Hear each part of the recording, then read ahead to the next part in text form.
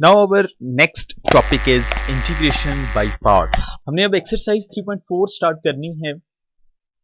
और बेसिकली इस एक्सरसाइज में हम इंटीग्रेशन जो हमारे क्वेश्चंस होंगे उसमें जो फंक्शंस आएंगे वो इन द फॉर्म ऑफ प्रोडक्ट होंगे, यानी आपके पास दो फंक्शंस होंगे जो आपस में मल्टीप्लाई हो रहे होंगे। हम ये पहले भी बात कर चुके हैं 3.2 में कि अगर आपके पास दो फंक्शंस प्रोडक्ट की सूरत में मौजूद हों, लेकिन उस वक्त हमने ये बात की थी कि अगर एक फंक्शन का आगे डेरिवेटिव मौजूद हो, यानी इस पर ये आसानी थी, या वो ऐसे दो फंक्शंस मल्टीप्लाई की सूरत में या प्रोडक्ट की सूरत में आ रहे होते थे जिसमें से एक दूसरे का डेरिवेटिव होता था या बन सकता था। हमने कांस्टेंट से मल्टीप्लाई करवाकर या इस तरह ही थोड़ी सी चेंज करके दूसरे फंक्शन को डेरिवेटिव की सूरत में बदल लिया था पहले फंक्शन का। लेकिन अगर आपके पास दो फंक्शन इस सूरत में आए कि वो डेरिवेटिव ना बन रहे हों, एक दूसरे के मल्टीप्लाई हो रहे हैं लेकिन डेरिवेटिव नहीं बन रहे, फॉर एग्जाम्पल x पहला फंक्शन है और दूसरा फंक्शन sin x हो सकता है। अब x का डेरिवेटिव sin x नहीं होता या sin x का डेरिवेटिव x नहीं बन सकता, या इसी तरह x है उसके बाद log of x पड़ा हुआ है, अब x का डेरिवेटिव log x नहीं होता। तो इस तरह के अगर आपके पास दो फंक्शंस हों जो एक दूसरे के डेरिवेटिव ना बन रहे हों लेकिन प्रोडक्ट की सूरत में मौजूद हों, तो इंटीग्रेशन हम कैसे करेंगे उनकी, वो अब हम देखते हैं यहां पर। तो पहले हम इसका रूल बनाते हैं कि जब अगर आपके पास दो फंक्शंस in the form of product हो तो आप इंटीग्रेशन उसकी कैसे करेंगे। लाइक डिफरेंशिएशन में हमने एक प्रोडक्ट रूल बनाया था कि एक ऐसे first one as it is second का derivative, second as it is first का डेरिवेटिव। अब हम इंटीग्रेशन देखेंगे कि अगर दो फंक्शंस मल्टीप्लाई हो रहे हो तो हम उसकी इंटीग्रेशन कैसे कर सकते हैं। So let u and v are any two functions of x, यानी आपके पास दो फंक्शन है u और v of variable x, like जैसे अभी हम बात कर रहे थे x इंटू साइन x, तो x को आप u कह लें, साइन x को आप v कह लें। तो इस तरह आपके पास ये दो फंक्शंस हैं। Then this one is the integral way कि हम कैसे दो फंक्शंस अगर मल्टीप्लाई हो रहे हो, like this one is u and this one is v which are in the form of product, या मल्टीप्लाई हो रहे हैं, तो फिर उसकी इंटीग्रेशन कैसे होगी, ये उसकी एक्सप्लेनेशन लिखी हुई है कि आप इस तरह से इंटीग्रेशन करेंगे। और ये है क्या, बेसिकली u यानी first one as it is रख लेंगे और सेकंड वन का इंटीग्रल माइनस, फिर इंटीग्रल का साइन लगा है। और ये थोड़ा सा लेंथी एक्सप्रेशन है कि जो ये वाला एक्सप्रेशन था यानी v का इंटीग्रल वो एज इट इज यहां पर आएगा और u जो फर्स्ट वन था उसका डेरिवेटिव आ जाएगा, और फिर इस इंटीग्रल की वजह से ये dx इस ब्रैकेट से बाहर लगा हुआ है, यानी दिस वन इज इंटीग्रेंट जो सेकंड इंटीग्रल में आएगा। क्या है, हम दोबारा इसको एक्सप्लेन करते हैं कि अगर आपके पास u और v दो फंक्शन मल्टीप्लाई हो रहे हैं तो first one as it is u as it is रहेगा v का इंटीग्रल माइनस इंटीग्रल, और जो हम ऑलरेडी इंटीग्रल कर चुके हैं वो यहां पर आएगा, और फर्स्ट वन जो u था उसका डेरिवेटिव आएगा। So that is actually the way to integrate the functions which are in the form of product. इसका प्रूफ बना देंगे, छोटा सा प्रूफ हम करते हैं कि ये रिजल्ट कैसे प्रूव किया गया। According to the product rule of differentiation we have कि अगर दो फंक्शंस मल्टीप्लाई हो रहे हैं तो डिफरेंशिएशन उनकी कैसे कर सकते हैं, चैप्टर 2 में हमने पढ़ा हुआ है। D by D X of P Q is equal to P as it is Q का derivative plus Q as it is P का डेरिवेटिव, यानी ये हमने सिंपली डिफरेंशिएशन का प्रोडक्ट रूल अप्लाई किया। Integrating both sides with respect to X, integration apply की, so simple integral apply कर दिया इस पर, ये इंटीग्रेशन साथ dx, ताकि पता चले कि ये x के फंक्शंस थे, वेरिएबल x के थे, तो dx आ जाएगा is equal to integral of p dq by dx, यानी इस पार्ट का integral plus integral of this one q dp by dx।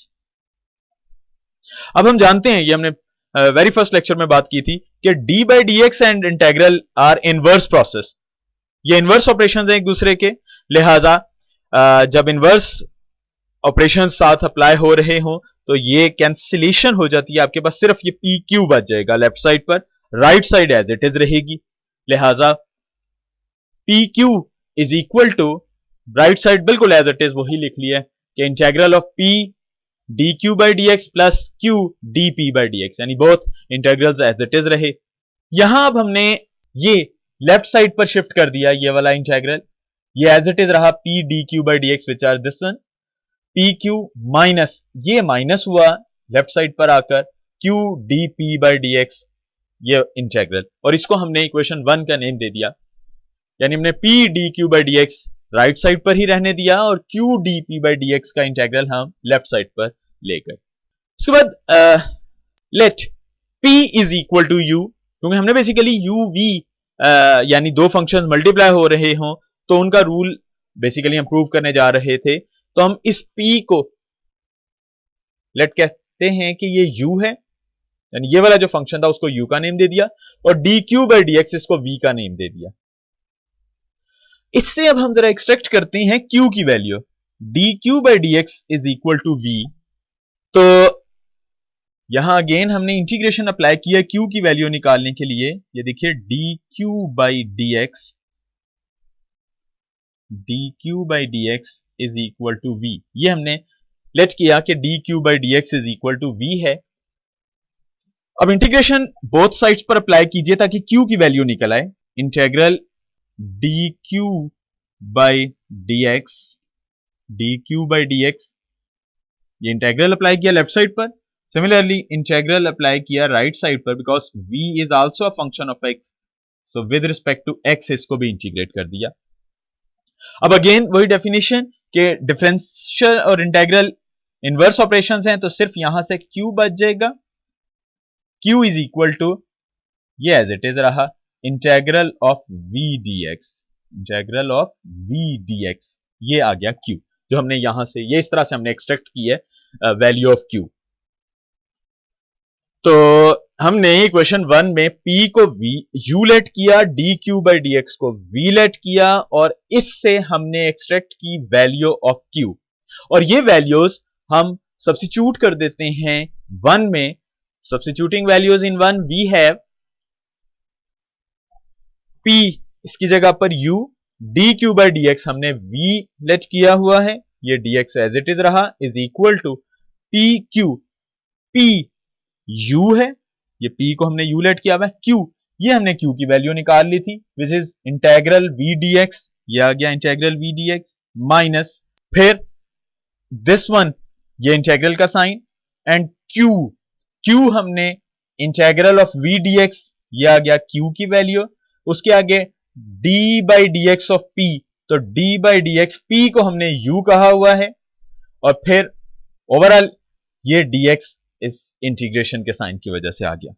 So this one is the proof of integration by parts, के हमने दो functions multiply हो रहे हो तो इनकी इंटीग्रेशन कैसे करनी है। अब एक छोटी सी एग्जांपल से इस रूल को हम थोड़ा सा डिस्क्राइब कर दें कि अगर आपके पास इंटीग्रल हो x cos x, इसका इंटीग्रल करना हो। अभी हमने 3.2 में बात की थी कि अगर दो फंक्शन मल्टीप्लाई हो रहे हो तो देखना है कि एक का डेरिवेटिव तो नहीं है, लेकिन यहां पर डेरिवेटिव नहीं है, तो अब हम इस तरह के इंटीग्रल करेंगे, इस तरह के क्वेश्चंस करेंगे जिसमें दो फंक्शंस मल्टीप्लाई हो रहे होंगे but not differential of each other,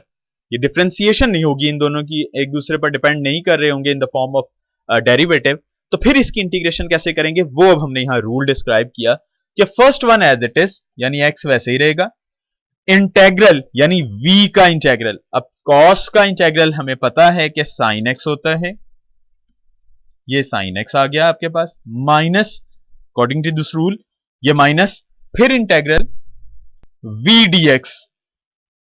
यानी ये जो cos x सेकेंड वन था उसका इंटेग्रल, और वो हम ले चुके हैं विच इज sin x, और फर्स्ट वन x है इस केस में, यानी u का डेरिवेटिव आता है आगे, तो x का डेरिवेटिव वो हम जानते हैं 1 होता है, और इस इंटीग्रल की वजह से ये dx साथ लग जाएगा। Now finally x sin x minus sin x का इंटीग्रल,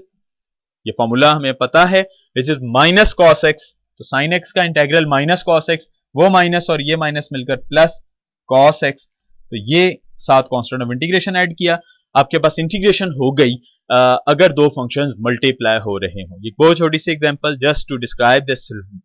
इंटीग्रेशन बाय पार्ट्स कि अगर आपके पास दो फंक्शंस in the form of product हो तो आप उसकी इंटीग्रेशन कैसे कर सकते हैं। फर्स्ट वन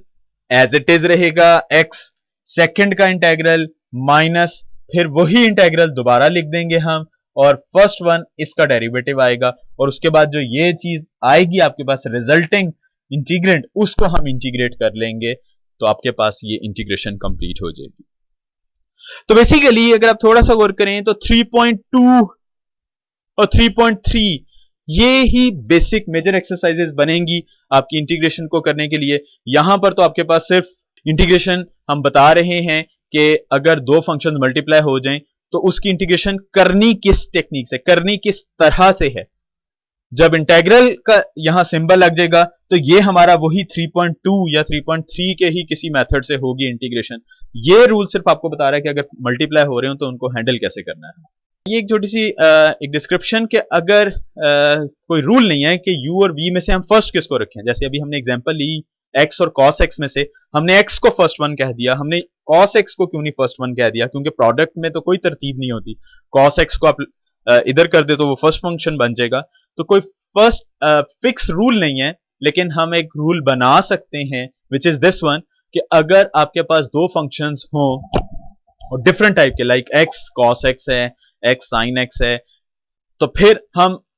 u को different type take that function as u which comes first in the word I late. ये एक छोटा सा एक टेक्निक सी, एक जस्ट अप्लाई करने के लिए एक टिप छोटी सी कि I let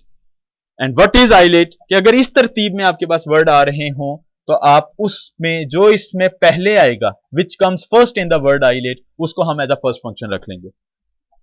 where this one is ILATE, I से मुराद यहां पर इनवर्स फंक्शन, एल से मुराद लॉगरिथमिक फंक्शन, ए से मुराद अलजेब्राइक फंक्शन, टी से मुराद ट्रिग्नोमेट्रिक फंक्शन एंड ई से मुराद एक्सपोनेंशियल फंक्शन। तो ये आपके पास अभी जो एग्जांपल हमने ली थी x cos x, इसको इंटीग्रेट करना था। x से मुराद है अलजेब्राइक यानी कोई पॉलिनोमियल फंक्शन, ये ट्रिग्नोमेट्रिक है, तो अलजेब्राइक ट्रिग्नोमेट्रिक से पहले ही आ रहा है, इसलिए हम इसी तरतीब से इसको u कह देंगे, इसको v कह देंगे। और अगर